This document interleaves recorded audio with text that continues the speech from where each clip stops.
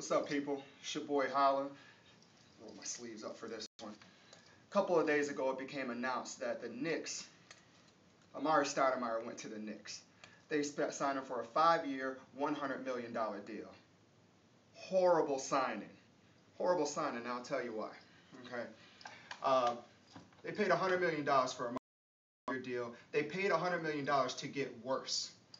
Yes, the Knicks paid $100 million and became a worse basketball team by adding Amare S to their team. I know that sounds horrible. Yeah, I said it. Okay, he's actually a worse choice. Why? Because they had a better player already on their squad. David Lee is a better player than Amare S right now in his career. And it's really not that close when you break it down. Last year, both of these guys were all-stars. So you have an all-star power forward on your team already. Okay, David Lee is probably the best player you've never heard of, mostly because he's white. But that's the NBA for you. Okay, unless you're a European, you don't hear about white people. All right, or if you're Steve Nash. Steve Nash is pretty much what made Amare who he was. Just my opinion, but that's just a fact in my opinion. So basically, you pay more money to get to a worse point. Okay. My guy Holla says, men lie, women lie, numbers don't. So let's break down the numbers. Amare S last year averaged 23.2 points per game, 8.9 rebounds, shot 55% from the free throw line, or field goal percentage, 77% from the free throw line, and averaged a whole 1 assist and 1 block a game. Let's look at my boy David Lee. Averaged 20.2 points, 11.7 rebounds per game, shot 54% from the field, 82% from the free throw line, averaged over 3 assists, and then a half a block. Okay, so what are you getting with Amare? He's more athletic. He's a bigger name. Sure, he's a bigger name. How much bigger, though? How much bigger is he going to be if the production isn't there? That doesn't matter. It really doesn't matter in the big scheme of things. You know, you're signing a guy for 5 years, okay? And he's about 1.5 years younger than David Lee. Only standards, okay? Amare came straight from high school, went to the league. So right now he has played more games and more minutes than David Lee. So you're actually playing for an older commodity.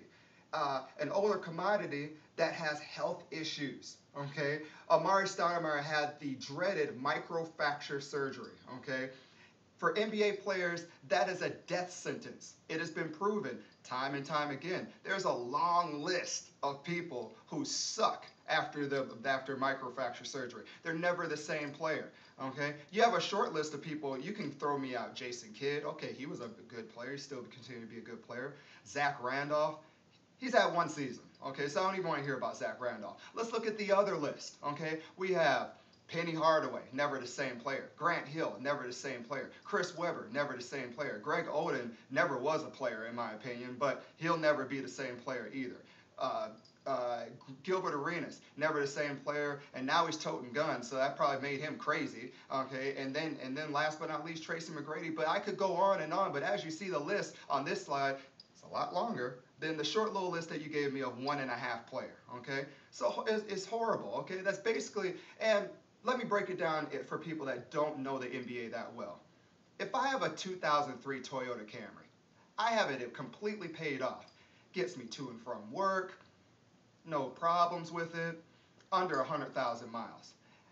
I go to the dealership and I see a 1998 Lexus ES4. It's a pretty car. It's got over 100,000 miles on it though. And then they want me to pay a car note on it.